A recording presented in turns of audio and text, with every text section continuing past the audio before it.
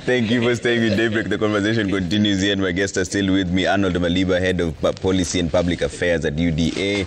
Booker Omole, Vice Chair, Communist Party of Kenya. Paul Mugambi, Policy and Governance Expert. And Jerry Kahiga, National Youth Leader. Jerry, I was coming to you on this issue of impeachment. And earlier on, Maliba was saying that the same accountability is being exercised at the National Assembly. Do you agree? I would agree with him. If at all, as we speak right now, Kindiki and the former CS for agriculture would be in court for bringing us fake fertilizer, and the CS Interior for the brutality that happened to the young people during demonstrations. If we would start accountability from that side, then maybe I would look at it like a very fair ground. But you don't tell me you allow somebody who supervised the abductions, somebody who supervised the forced disappearances, somebody who supervised all these breach of our constitution, sit pretty in every other place, and him being declared in Nyahururu by some MPs as somebody who is supposed to come in as a kingpin, yet you want to tell us that we need to first kick Gachagua outside because he is the problem of this nation. The problem of this nation starts with the head himself, the president himself, the people that he wants to work around, and the people he wants to shield from facing justice. Because if at all it's about accountability, we should be seeing the CS for education being grilled. Why have you changed the university model? Why are we seeing the newspaper writing that there is a crisis that is threatening our national examination? For the principals to tell us that if things are not handled in the next 3 weeks, we might look at 2.2 million candidates not sitting for the examination, and somebody wants to tell us that an impeachment of the deputy president is a priority, it gives me worry as a Kenyan person. I'm also again worried that for the first time, ever since this regime came into power, the first time they have done public participation, regardless of how shoddy it is when there is a political question. You know, we have had the finance bill this year. We have had the finance bill last year. I never saw any public participation. But this year, because they want to be very quick to make it look as if it's the whole country that wants this impeachment, they brought public participation to the ground. But even if they brought the public participation to the ground, was it done how it's supposed to be done? Were people given civic education on the question that they are being asked, or they were just brought for forms on one day and told, tick this box or tick this box, or just write your other opinion, you know? So I have a problem with you asking for accountability when the coin is looking at you properly. Because if you were to ask me, if at all these people had the Kenyan mind as we Kenyans people look at it, they would have come to the ground, given us civic education, told us, you know what, our government is not performing because our deputy president has done A, B, C, and D. Okay. Now, this is the civic education on the question we are going to raise. They give us time to analyze the question, to understand the question, then they can bring us the question. Okay. But not waking up one morning and every member of parliament aligned to Kenya Kwanza is tweeting like, in 2 weeks' time, things are going to go down on Facebook, on Twitter, and everywhere else. Then on Sunday, we see them saying, in Sikuni Tuesday. They are behaving the same way we as Gen Z used to say, Square Maandamano is a certain day. Yeah. So this political issue has been given a key front in this nation. Yet, when it's our issues being discussed, I've told you, Trevor, yesterday the parliament was adjourned because quorum was not met. So you can imagine when there are bills that discuss about the Kenyan people, these parliamentarians are not going to show up. But when it's about Gachagua, they'll be there, throwing words left, right, and center the whole day, calling who and who names, and making it look as if the impeachment is going to secure our airport. It's not going to secure our airport. Right. Is the impeachment going to help our economy? It's not going to help our economy. The buck stops with the president. Okay. Either works it out or not. Okay, and Paul, you said that this could affect the stability of the country. What did you mean by that? First of all, like I said, the impeachment of Deputy President is a very serious issue, and we're trivializing it. We're making it look small. It's a very serious issue. For heaven's sake, this is a person who is supposed to be the second in command. And if you look at the Constitution, it's very clear that in the absence of the president, this man takes over. So it's not a small issue at all. This is a very, very, very, very serious issue. And we are mixing so many issues in a way that the objectivity and clarity of issues can be lost easily. First of all, if you look at the wording of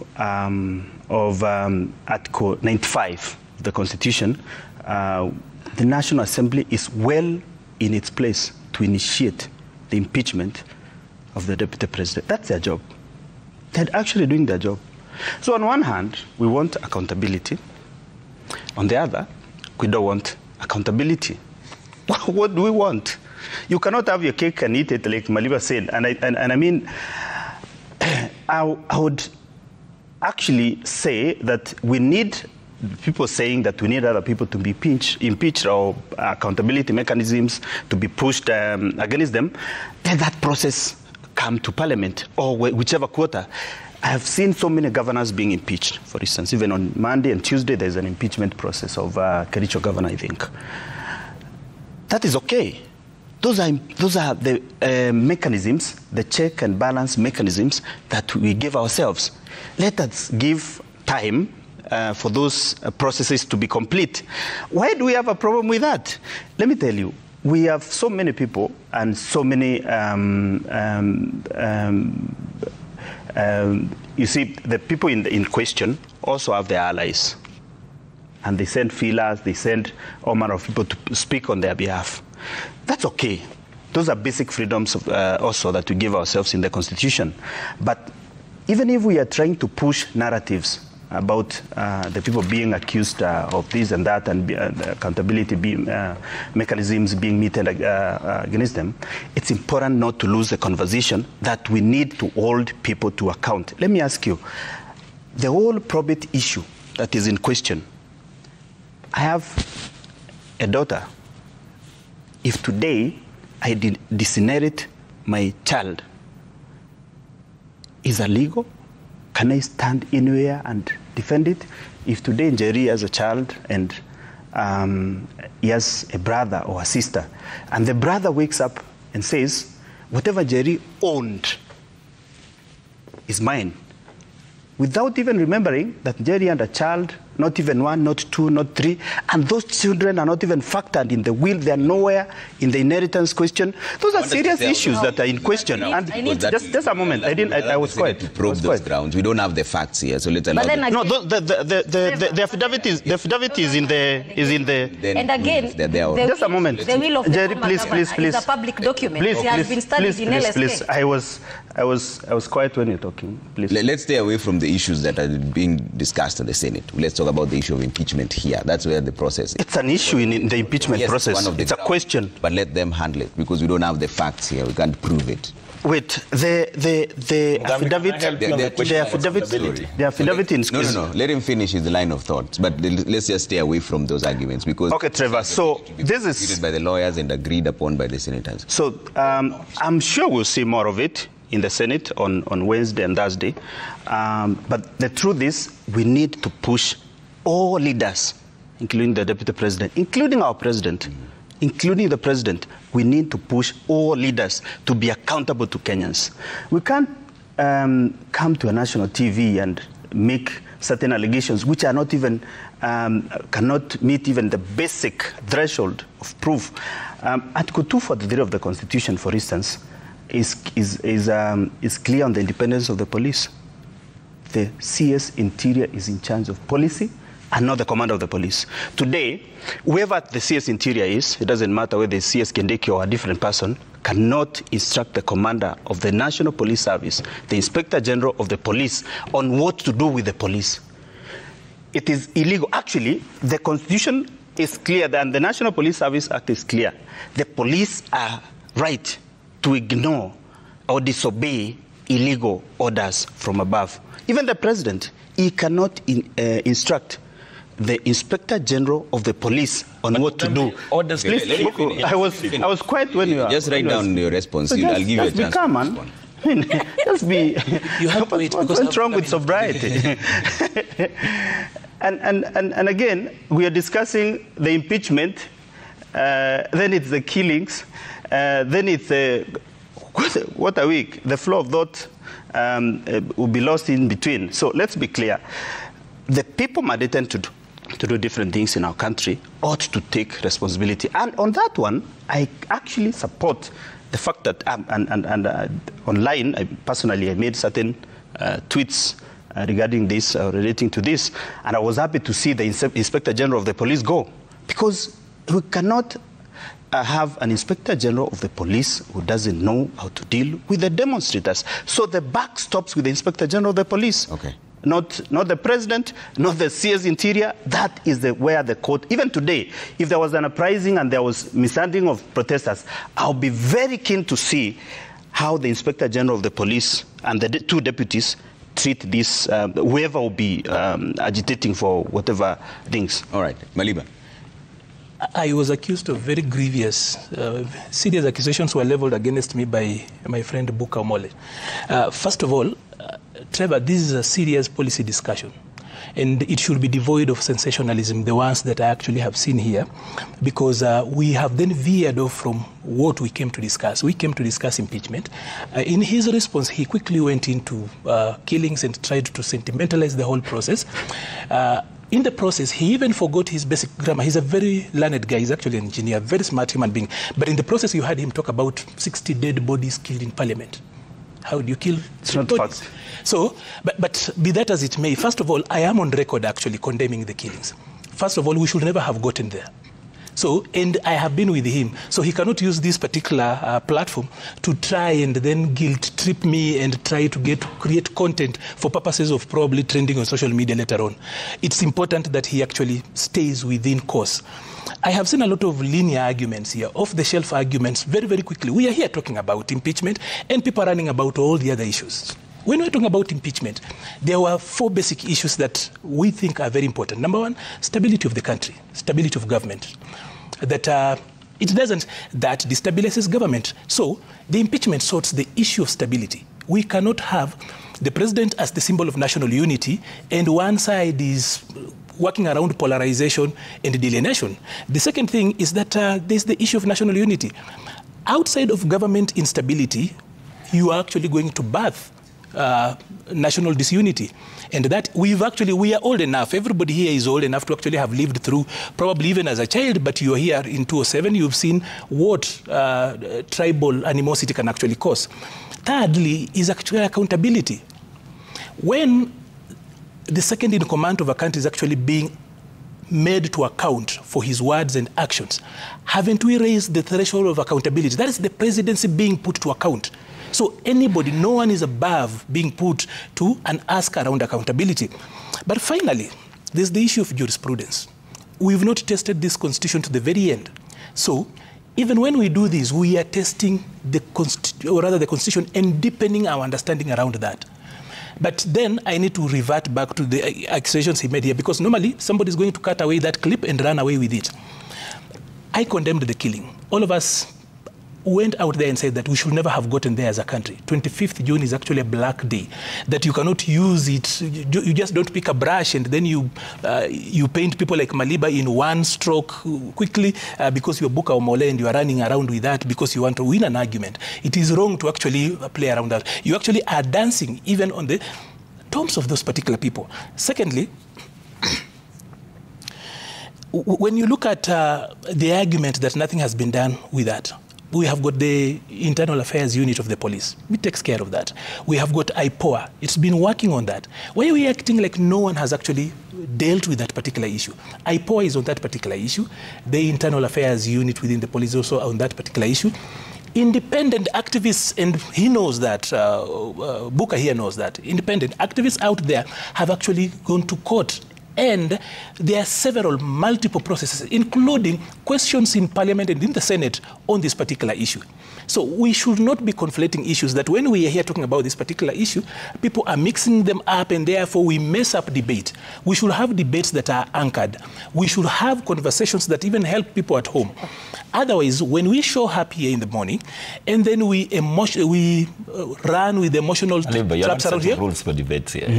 I am actually having my minute in the hour for this particular discussion. What's wrong with tolerance? And so, just keep calm. Let him finish. So, just tolerate him. He is tolerating you. This is not an order here. Please. No. Okay, fine. You run a communist PR show then. It is okay. He is holding fort for the Communist party. That's okay. And I do not begrudge him for that, even though I think it's actually an outdated philosophy and ideology. I have not picked up an issue with that. I am here holding fort for UDA, proudly so, and I do not need really to be reminded that I'm actually holding fort for UDA. Really? I am here in that name and I am doing it proudly. So can I actually execute my point and finish without the interruption of people from the Red Party? So this is it. The death of young people is actually regrettable. As a country, it's not something we are going to use for purposes of winning arguments. It is regrettable. Action is being taken around it. And Booker, as much as he said that when they are forming government, we as young, some of these young people, he called me a home guard. What is he? What is he? When he is working for communists from elsewhere. Even the other day when he actually was intercepted at the airport, he was actually going, he had been invited and his ticket and everything. Well, I will get to that. I said he was intercepted. You cannot ridicule my abduction. I did not ridicule. You cannot use emotional words to try and guilt trip me to stop making my points, Booker. This is the point. That while you are going... No, I don't support, but I'm saying, when you are stopped at the airport, who had paid your ticket? Some communist formation elsewhere. So wewe ni kibaraka cha watu huko nje. So you cannot call some of us home guards when you are funded and sustained by outside forces. Let's stick to the issue here of national unity. Will this make it better or worse? Because there's been a conversation around the mountain region that this is our person, but there's also another split that says another person will be the king. Will this enhance national unity or break it even further? In fact, the whole aspect of broad-based government in itself, the current connotation of a broad-based government is mainly to accommodate tribal billionaires from respective clubs, from respective tribes. We do not have a government of national unity. We do not have a broad-based government. And we must continue to remind the Kenyan people that when President William Samoei Ruto talks about broad-based government, he's talking about his billionaire friends who will help him to draw an architect to win the next election whenever it comes. So we don't respect that the coastal land equation have not been sorted out, and people think that when Joe comes to government, it's a broad-based government. It's one billionaire from the coast region. When Badi comes to run the treasury, it's not the Luos. The Luos is not a monolithic whole. We have the poor majority Luos that will never benefit from this corrupt government. Then we have the Luo elite, which are mainly the billionaires that have been appointed by this regime to support corruption. So the question of a broad-based government does not apply within the UDA environment. Now, the second one is on the impeachment. And I wanted to pick just two issues on the impeachment so that we align. The first thing is Deputy Gachagua has been accused of corruption. But we know that the Kenya Kwanza regime itself is a product of corruption. Remember, President William Samoei Ruto has been palling around corrupt people that have been convicted. Did you not see Walukwe taking selfies with the president in State House?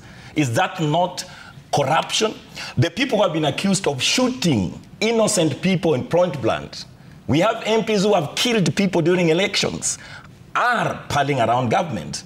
The people in Mombasa, did we not see a lady in Mombasa, the supporter of William Samoei Ruto, his bodyguards and herself killing people? Now, when we talk about issues to do with corruptions, did we not see during the campaign time religious leaders and important politicians palling around the DP pavilion and coming out with envelopes? What was that? Was it not corruption? So Kenya Kwanza government is a product of corruption. And yesterday I had an important interaction at Mukuru kwa Njenga at Kware. And I like the connotation that the young people there were saying that the Kenya Kwanza government has, it's a bus with several components. And they were saying, President William Samoei Ruto is the driver, and then the Makanga is the deputy, and the turn boys are Madividi and Weta, and then they have hired a mechanic. Boys are Madividi and Weta, And then they have hired a mechanic called Raila Amolo Odinga to try and fix their problems. And they were saying the bus is carrying the MPs. So that kind of connotation was very interesting for me, especially that it was coming from Mukuru kwa Njenga, Kware, where it represents the police extrajudicial killings. Okay. And the popular opinion from these people is that the entire Kenya Kwanza government and the people they have hired must go. The second charge, that it's the deputy president is being accused of tribal mobilization. Who is a tribal mobilizer more than the president? How did he get to be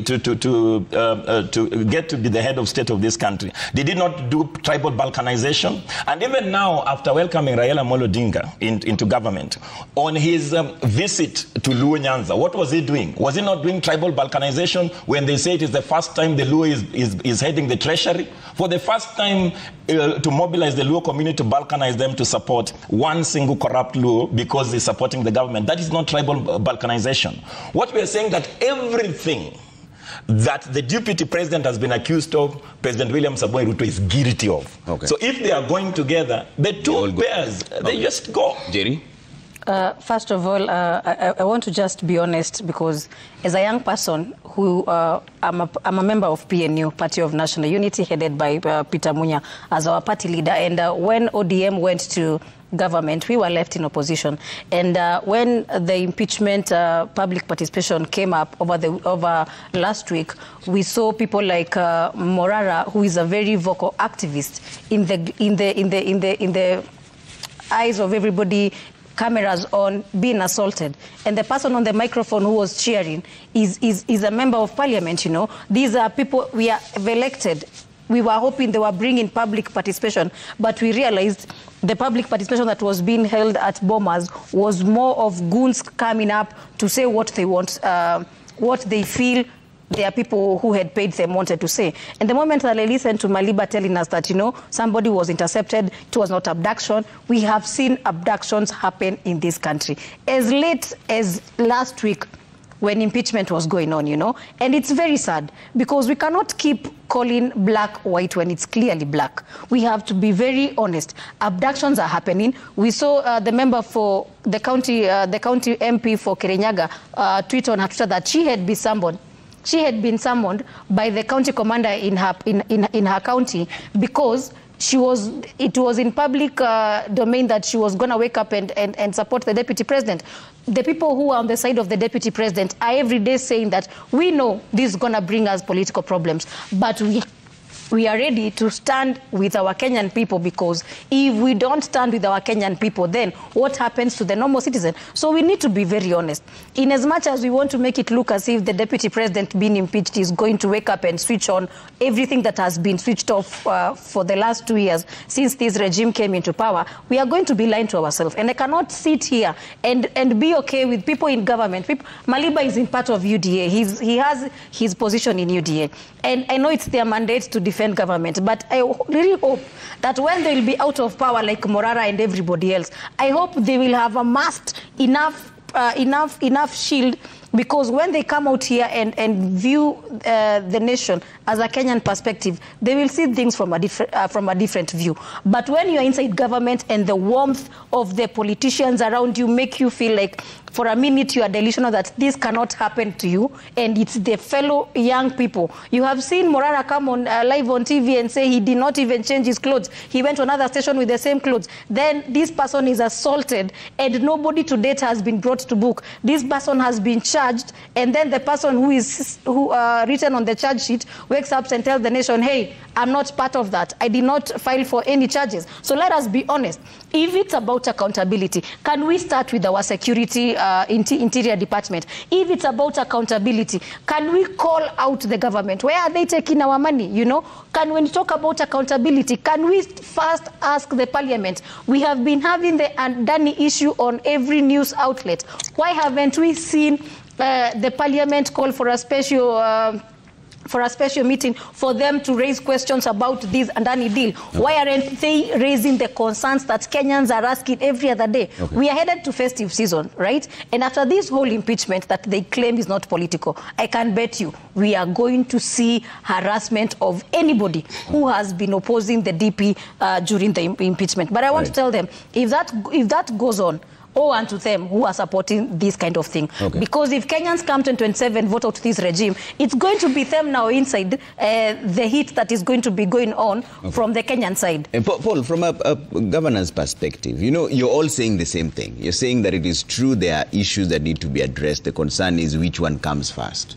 So in your view as a governance analyst, what should have come first? Is this political expediency of cleaning house, like Maliba is saying, or should these issues that Njeri and Bukar are talking about be the ones to be addressed first? Which one affects the majority? See, for me, I would try to be as objective as possible and leave around,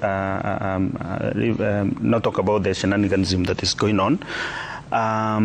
You need to elevate, you cannot elevate one part of the problem against the other. Let them, all these issues come to the table. I'll give you an example. Should they be addressed simultaneously? Yes. The Constitution gives the members of Parliament a right to initiate the impeachment process. So if today a member of Parliament wakes up and comes up with an impeachment process, motion, how are you going to stop them? It is their job. Actually, it's an oversight role which they are given by the Constitution. So tell me, how do you are the Speaker of the National Assembly. You are in the House Business Committee, which allocates time and priority business. How are you going to stop that process? It's impossible, Trevor. You can't do that. You'll be actually violating the very Constitution that you're supposed to protect.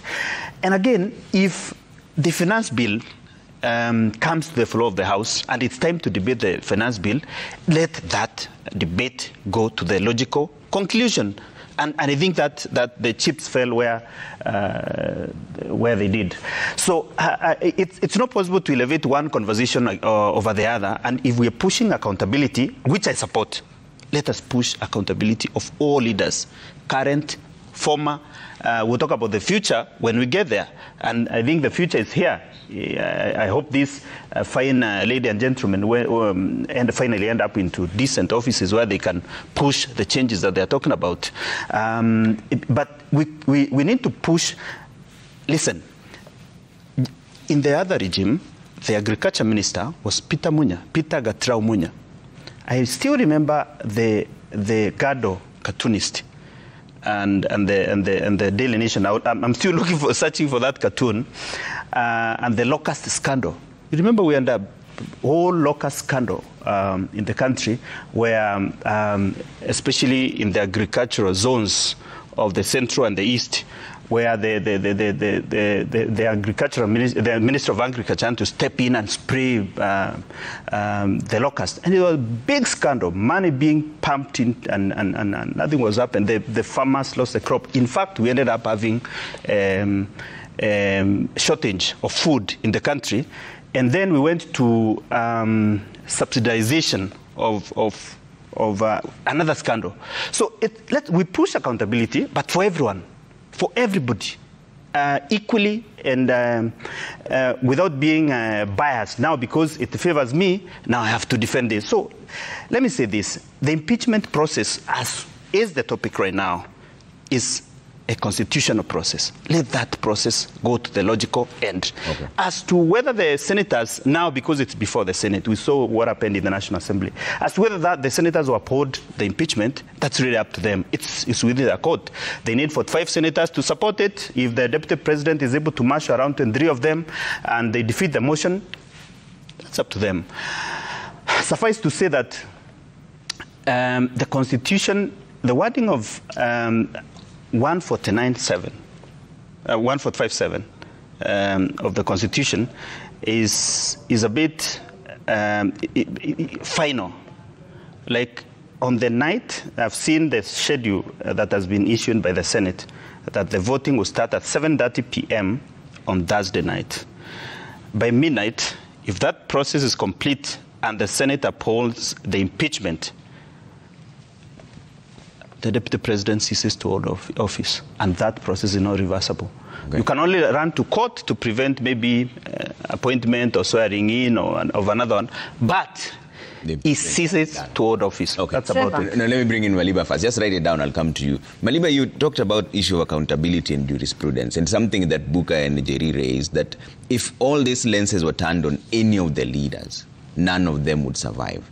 Are we then setting a bar so high that then there will be an avalanche of impeachments? Oh, yeah. Because if this goes through and anybody else is held to those same levels, there's a chance they will. But that's fine. We are asking, Kenyans every day are asking for accountability. Kenyans have got a very high bar of the kind of leaders they want. The only place they draw the line is when they go to the ballot box. But then I'll not go into that. Now, there are levels and then there are frameworks of how we hold our leaders accountable. For example, there is a way you deal with a member of parliament. There is a piece of legislation on that. You can do recall. In the next couple of 4 months or so, all members of parliament are recallable now. At least But according to the law that IEBC. exists. They are recallable. I'm saying they are recallable according to the time frame as given in law. Secondly, the IEBC process, the reconstitution is actually ongoing. At least you will know that. So when we are talking about accountability, we should not be coming in here and turning this morning show into a lamentation. This should actually be so much about speaking hope, speaking solutions, and this being a platform or a temple where then ideas are exchanged. This one becomes a place where we evoke ideas and how we go through, not just lamenting and then talking about how everything is actually wrong. So, and then doing oversight is not opposing government. Regime bashing is not opposition. Yeah. Being an activist is not being involved in regime bashing, because everything I hear here is about, we do public participation, it's shoddy. We don't do it, we are wrong.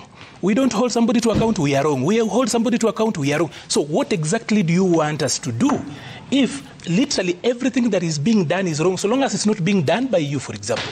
So I think that when we get out there, you cannot be a judge, jury, and everything. Like, for example, you say, Buka here says that whatever Gachagua is accused of, Ruto is guilty of. As in, he's already judged the president. Yet, he is a believer in the rule of law. He's a champion of the rule of law. Very vocal. You saw him 2-3 days actually out there punching tables. So when we speak about these things, we should actually be able to balance out. So the best place you should ask the question about raising the bar so high, the bar should be raised high at the ballot level. That is where the bar should be raised. But these ideas of actually voting in a member of parliament and 3 months down the line, you are already wailing and saying they are actually wrong, literally then who has to do the cleaning for you? An avalanche of impeachments? We see impeachments every day in this country. Why are we acting like it's a new phenomenon? Wambora was impeached so many times. Kivuta Kibwana was impeached so many times. He's busy now teaching on the other side. We've seen that. So we are stabilizing that particular end. Of course, there are gaps that we need to fill. Like, for example, the impeachment procedure bill 2018, that needs to go through so that then we do not have discussions around the process. Two, of course, the public participation law, and when Njeri raises that, of course, it has got its merit. We've got a sessional paper on that now. But for over 10 years, we've had a public participation bill that never just goes through. Parliament also needs to actually deal with that. And you said that they've raised the bar high. Now that parliamentarians have raised the bar high, I think we should be happy and say, now that you have actually set up a framework on how to do things, we expect you to do the same. Mm-hmm. So why are we complaining that they've raised the bar high? Why would you complain that your child has passed exams? Why? Nobody's we put them out there. We're just saying we are any of them pass. that you are worried about it. It's them who have set that bar, and it's not outside of the Constitution. Then let us keep up with the tempo. Ask them to do things the same way. Mm-hmm. That will not be a problem. It shouldn't be something to complain about. It should be something to celebrate because it enhances accountability. Mm-hmm. It depends the jurisprudence around that particular area. Okay. I don't think, Trevor, people should be worried about that. Okay, Buka. The first thing that it must be clear to the Kenyan public that what we are saying is that President William Samoei Ruto and a few people in the executive has captured Parliament to use it as a means to their end, but not to serve the majority of the Kenyan people. There is no objectivity, even though we can come here and run our mouth dry about objectivity in Parliament. There is no objectivity in Parliament. There is a clear proof that when the most important bills that needs to support the majority of these Kenyan people are tabled, like my sister had reminded us here. There is no one to discuss these bills. When there is a political, bill that is with some heat, then we can see the members are whipped to vote. For example, during the IMF-backed finance bill that actually failed, in fact, that was a red card for the Kenya Kwanza government, we now know by their own confessions that the members of parliament, actually some of them must have received certain resources to vote in the manner they did, because after the people came out to actually call them out, they said, no, we were called in this state house and did A, B, C, D. So what we are saying is that the parliament cannot be said to be objective now that they are doing the dirty work of the executive. The second one is the rule of law. When we talk about the rule of law, and for the governance experts, the rule of law, the golden rule of law, is that the rule of law should serve the common interest of the majority of the Kenyan people and not the individual. That is why we say the interpretation in terms of the written law and the spirit of the law.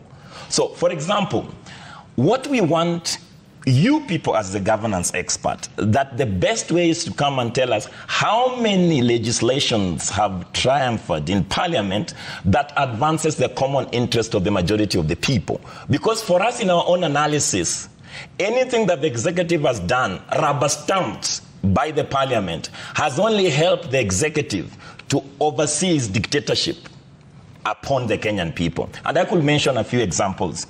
When this Jubilee government, when this Kenya Kwanza government came to be, we were with Arnold discussing the prospects of Hustler Fund. Now it is the biggest corruption, failure in the history of the Kenyan, public policy initiative. Anything that Kenya Kwanza has touched has failed on its own weight. So even now we are talking about stability.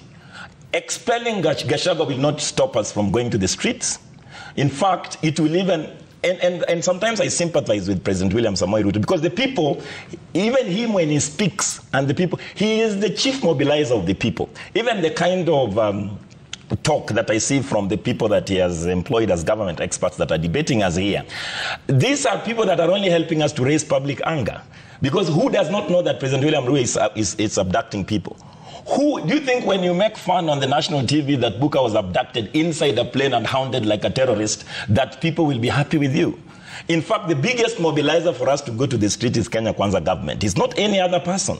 So what we're only saying, that if you want me to contribute to the positive elements that President Ruto should have done, is that he should have implemented the lie that he sold the Kenyan people. Okay. The young people wanted jobs. The young people wanted to live a life with dignity. The demolition that is happening in Nairobi, where old people are being killed, young people are being killed by bulldozers, that is not what he sold to the Kenyan people. So what the Kenyan people demanded, that the lie he sold us, please implement it. Okay. Now it is too late. And we are saying that Kenya Kwanza government is beyond reform. Pack up and go. So when you're telling us that we are saying failure this, we are just saying that the Kenya Kwanza government has lost one of the most important tools of governance, which you people are not helping him to do on this table. One of the most effective tools of governance is, in Communist Party of Kenya, we call it the information war or the propaganda war. It basically means that even today, if President stands up in the pavilion of the State House and says that his name is William Samoei Ruto, people will doubt him because he's known to be a liar. So the reason why you should be helping him is to bring up that trust, which in this show you have failed. The second one is you must rule the economy. The economy must advance the interest of the people. So as long as he's only talking about politics to impeach his deputy and he's not addressing the joblessness of this country, the boy is going to fail. Now he only has one important element of governance, which is organized violence by the police and the military. Okay. That is what is sustaining President William Samoei Ruto in power. In fact, tomorrow, if the military and the Kenya police says we don't want you, he will fall on his own weight. Jerry? Let me touch a bit about in the impeachment process. When we look at, I think this nation, by the virtue of when people do politics, we've listened to Gachagua and we've seen documents being shared of who was promised 30%, who was promised the seat of the speaker, who was promised the seat of prime cabinet secretary. And it begs the question, now that we have speakers of the National Assembly, the speaker of the Senate, and when we focus on the National Assembly that has already impeached the Deputy President, we looked at the Deputy Speaker and the Speaker give premeditated judgment on this issue of the Deputy President. We saw Honorable Boss Sholei hold a fimbo in one baraza somewhere and say this Gachagua must be dealt with. Then this is the same person and her speaker the same. These are the same people who we are brought for this motion. These are the same people who we expect to not take political affiliations when such matters come to the table to come to the floor of the House. So it's a question of, is it time that we as Kenyans, maybe we check on who is given this position of a speaker and the Deputy Speaker, and is it time that this position becomes a professional position, like where we have a doctor and a lawyer, where we know they are not partisan, they are not involved in politics, they are just there to uphold the rules of the House and the Constitution of Kenya? Because how is it fair for you to be out there on a weekend calling out Gachagua, saying he needs to go home, he must go home, Tuesday is the day, then you sit there as the person who is chairing this whole impeachment process, and we expect you to be fair. We even looked at how the time allocation was happening and how some members were heckling those who were defending the Deputy President. So to me, I still think this is very political, and everything they have done during this impeachment process has only amplified what Kenyans are saying. The impeachment of the Deputy President was quite political. It was not a priority. When we look at the MP's impeachment process, it's a very, very difficult process. They even talk of a time limit. You cannot impeach an MP immediately he's sworn in. He has to have gotten to a certain period of time for you people to start thinking about his impeachment. When you talk of his impeachment, there must be a public participation. There must be signatures of a certain threshold that are laid down, and these signatures must be confirmed. They must be approved. And the whole process of an MP being impeached has become very difficult. And as we speak today, if me as Njeri Kahiga want to impeach my member of parliament in Daragwa, I will have to wait for until when this regime decides to put an IEBC in place. I wish we were impeaching the Deputy President with an IEBC in place, because as his impeachment was in parliament, I can bet you there would be people in their constituencies finishing up on the process of impeaching these MPs. So to me, I still think that the President and the Kenya Kwanza regime are so blinded by their hunger to power, their hunger to dictatorship, that they have made it impossible for Kenyans to recall their members of parliament who are not doing what they are supposed to be doing. Okay. The other time when we saw the declarations in Nyahururu, the people of Mount Kenya were asking, the president is quiet as his members of parliament in UDA are holding declarations to tell us that a certain CS should now be a kingpin, you know. The moment a president does not call out his own people, as Maliba had talked about housekeeping, if the president did not boldly come out and call out that thing, it means he had approved it. So it's a problem that we have made politics of this nation a priority. What about Mama Mboga? What about Mtu wa Chini when they talked of bottom-up economy? Bottom-up kind of regime? I would have expected us to start impeaching our MCAs, our governors, our members of parliament as we go up the ladder. What prevents you from impeaching them? We don't have an IEBC, by the way. We don't have an IEBC. Some members of parliament have passed on. Some members of parliament we have had all these vacancies, and we cannot hold any elections as per now. Let her finish now. Let me finish. Let her finish, then I'll give you a chance. You see, the problem we have with our governance expert is that when we were doing campaigns, he was part of Jubilee. He was vying for senatorial. Yes. Now that he felt that he wants to go into government and support it, don't make it look as if today, if we want to do our own governance and our own calling out of regime, it's a crime. It's not a crime. We don't have IEBC. That is a fact, you know. So when you're talking of impeaching a deputy president as a member of parliament, and yet in your own constituency, your own people cannot impeach you despite what you do or not do. We have had 2 financial years with these MPs. Whether they have delivered or not, we cannot call them, we cannot hold them accountable because we can't impeach them. Okay. So the president needs to understand, as soon as we finish this impeachment, because it's a done deal by now, it's already public information. We are just waiting for the process to be complete for it to be formal. When the impeachment of the deputy president is complete, I hope IEBC is going to be in place. And you're going to be seeing Kenyans are going to be out there doing everything possible to make the wrong that the president has done right by making sure that all those members of parliament who have not been there to voice our finance bill concerns, who have not been there to raise our education concerns and our health concerns, go home. And even if they're not impeached by the time 2027 comes, 2027, the anger that this government is giving is watering. 2027, it's going to come into action. Thank you very much. Let me just say that I really hope that the anger and the frustration that we're showing right now will be available for use in a few weeks' time, in a month's time or so, when we have a fully constituted IEBC. We can't say we don't have an IEBC. We have an IEBC, but we don't have a fully constituted IEBC. Let me educate you on how you need to impeach your MP in Daragwa if you have issues with You think I don't know how to impeach? But I'm asking you, why have you not started the process? The process does not start with the MC. We don't have a fully functional IEBC. The process does not start with the IEBC. It starts with you. That's why you need now to show that we have started this. Collect signatures and not have. Just a moment. If you want to remove, if you want to remove your, if you want to have the capacity listen. If you want to remove, you're saying you want to remove your MP. He's not your MP. I'm going to remove him when I want. Focus on the impeachment. So then, what is the issue? We're going to do it when you want. We're looking at the issues. We're looking at the issues.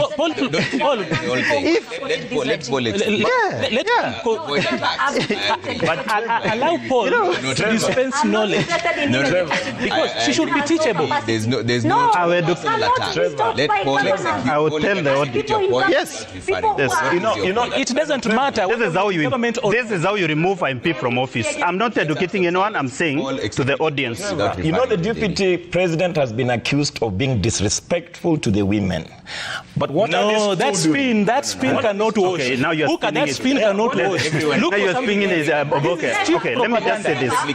This is how you remove. I want to be educated. No, let him just execute his point. That's okay. Agree. That's okay. I'm not educating you, but let me say this. Let me say this. You don't just choose. If you want to remove, I've seen signatures, for instance, from a county, I think, and from a constituency. Those we can say they have started the process because you don't begin the process by going to the IEBC. There's a whole raft of things that you need to do before you get to the IEBC. And the High Court in Kisii held that the fact that you don't have a fully constituted IEBC does not abrogate your roles and your rights as a citizen. So the CEO of IEBC, as is there right now, should be able to furnish the people who want to remove their member from office with the details and of how they, for instance, it is the duty of the IEBC Secretariat, as it is led by the CEO right now, to furnish the agitated people with documents for collecting signatures. So, and again, you know, you cannot, the Constitution says you cannot remove a member before 2 years being in office for at least 2 years. Why? Because today you might elect a member of parliament, then someone else comes up who has been an opponent, who has other issues, personal issues with a member, and then they want to remove them. So at least you give them time to perform. And I think now it's now 2 years, more or less. It's about 2 years since these members came into office, and it's ripe. And I hope there will be proper carnage, proper agitation by citizens wishing to remove their members of parliament if they so wish, and if they feel that the members of parliament are not serving their interests, and the Senate as well, and the MCAs. At least for some counties, we've seen accountability mechanisms being pushed by way of impeachment of governors and the deputy governors, and I hope we as citizens can also, I wish to leave Trevor in a country where we live to see all these provisions of the Constitution that we give ourselves being exercised. And I hope we can remove at least 1 or 2 members of parliament in this tenure, during this time, from office, so that we have an example to others who will be coming to office that, listen, if you don't do what we want, if for instance, the constituents say you don't vote for finance bill and you vote for it, we are going to remove you. So you know your choices will actually have consequences. So I hope we can live through all these provisions of the Constitution. People are saying that the impeachment of Deputy President is political. It is. as opposed to B. It's not a legal process. The court, for instance, if this matter, already there are 19 cases which have failed in the court right now, trying to stop that impeachment process. Why? Because the courts feel that that's a political process that they don't need to be dragged into. The only issues that the court can look into are the processes. And by the way, public participation is not part of the process. The National Assembly, in its own wisdom, I don't know how, decided to bring the motion up for public participation. But bills come for public participation. There are so many motions that go through the National Assembly. They don't go for public participation. Why? Because it's not envisaged that those motions will go to the public participation. If we go that route, the next moment you're going to say that for you to pass, for a judge, a bench or a single judge to pass a motion in any house, in any court, whether it's the magistrate court, whether it's a high court, whether it's a court of appeal or the Supreme Court, you must take your judgment for public participation. It's a dicey affair, and I hope we can navigate that. Yeah. It's a principle of our constitution and that contend that we need to do public participation, and I'm happy that the National Assembly actually did. I hope they'll be able to defend that at the Senate next week. It's their business. If they fail to defend it, that's up to them. Okay. But the courts will be able to look at whether the process was followed in removing from office the deputy president. Okay. They will not be able to canvass to the 11 issues, the 11 charges,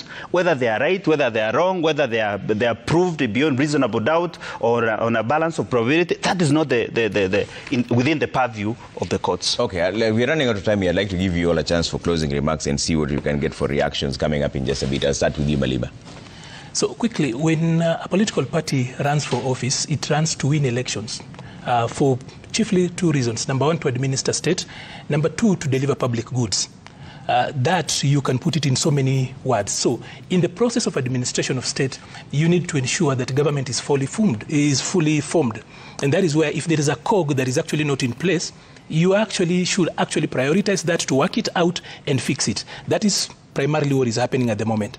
Then, like Paul has actually said, I've had a repeated process about the impeachment being a political process and rather not being a priority. How you can actually compare and contrast those two phenomena really beats me.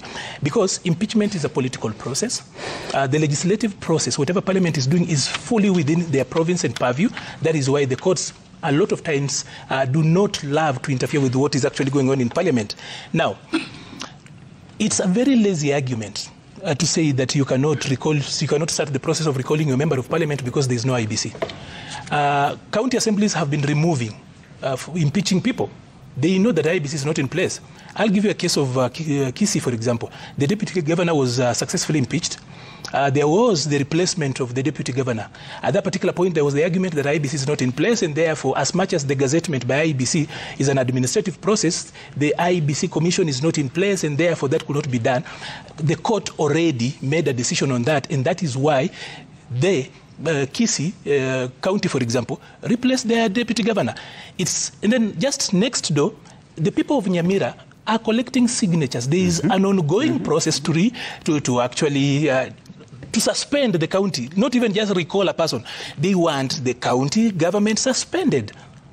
And they've actually written to IBC. IBC has actually told them, you proceed, collect your signatures, and then once you write to the president, when the president writes to them, they will do signature verification. Okay. So when a person like Njeri, who's actually very well versed with matters governance, sits on this table and really wants to lie to the public that you cannot start the process of recalling a member of parliament because there is no IBC, that is a lazy and lame excuse. Because one, she also knows, because she's a consumer of public affairs and news, she also knows very well that we've actually been in the process of constituting the IBC selection committee, and it's just one party or two that went to parliament to stop that particular process. So that argument does not hold and it doesn't wash. We need to actually save people from such like arguments. Article 144 and Article 145 on the removal of the president, that also applies to Article 150, does not give a timeline. So that is a constitutional process. So you cannot compare. That is comparing oranges and apples. Okay. That, because MPs, you must actually get halfway, as provided in law. Now, you are critiquing the same constitution and asking us to follow the same constitution. When I hear Njeri, for example, I know, and she feels pained. Hey, I think she Maliba, is pained. You'll respond. She is pained. You'll respond. I need to actually say this. She is very pained that the deputy president is being impeached. And just like I've actually demonstrated, not because of any other substance, but for other reasons, probably she knows better. Otherwise, there is no reason anyone would complain when an act of accountability is being administered. There is no total reason why that should not be worked around. Otherwise, we are going to be at a place where we are in a stalemate, and that is what we really want to work with. So anything, and the noises I hear here, and Trevor, you'll allow me to say this.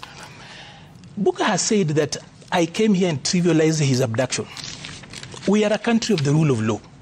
And what Buka has gone through is not a good thing. I think you need to actually have a show where Buka can actually share his story.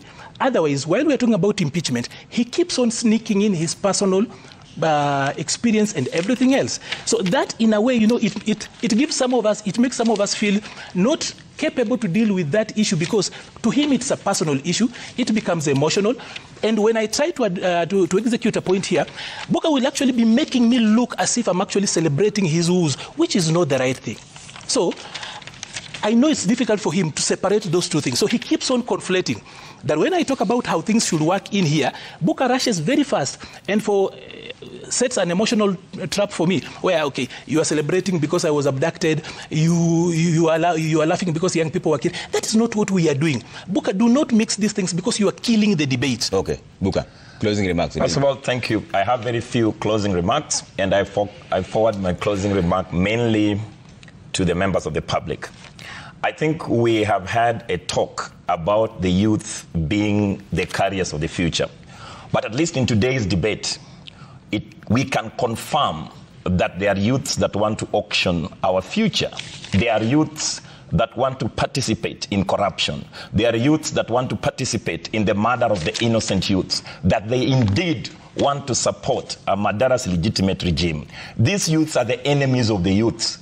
The youth question is not a monolithic whole. So every Kenyan who evaluates the youth in this country, we must ask ourselves, is the youth supporting the people who kill the youth, or it is the youth supporting the project of the youth?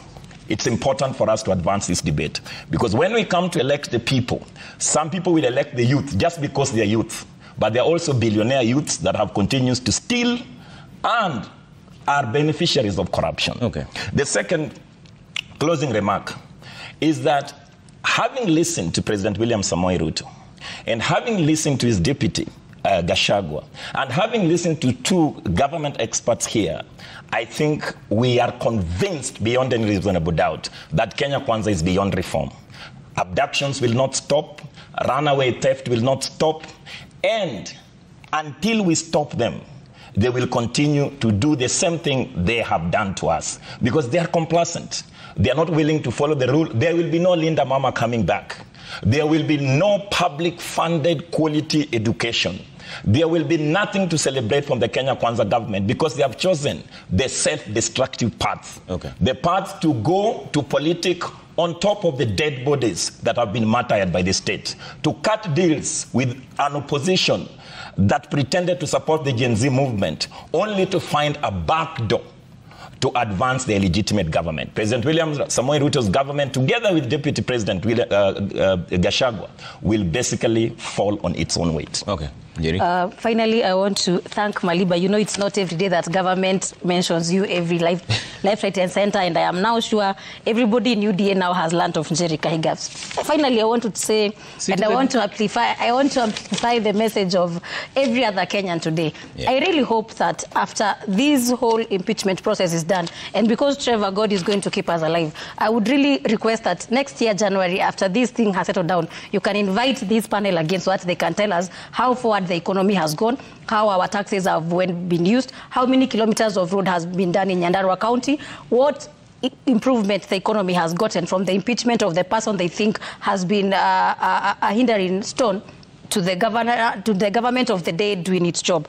And also I want to request every other young person, every Kenyan who is watching, please, as you look at this whole thing, you have seen how much the politicians of this nation and the president of this nation have taken a lot of time, a lot of energy, a lot of money have been spent for them to settle scores with their political enemies. I really hope we can call them to accountability for them to spare the same amount of energy and time and resources to deal with our problems as Kenyans. The insurance, the health sector is on the ICU, our education sector, and every other thing in this country is on ICU. But this regime has chosen to focus on the impeachment of one man who we know is not a cup of coffee for everybody, but truth be told, he was not really a priority. His impeachment will go down in history, and I really hope that just like we keep on referencing how Moi took us to 24 years of dictatorship, we can also now hand over the award to this regime,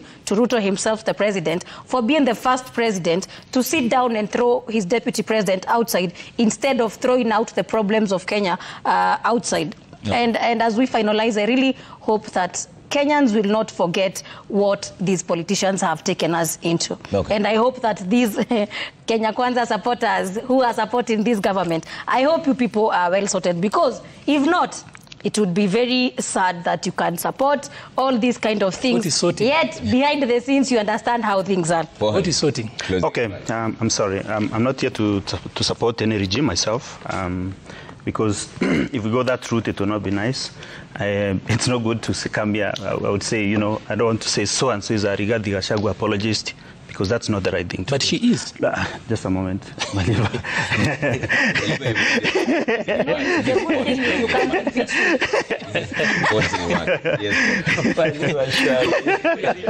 Our opinion on this show. Okay, it's my time, guys. It's my time. It's my time, guys. You know, Trevor, I keep quiet when they're speaking, but they don't give me time to speak.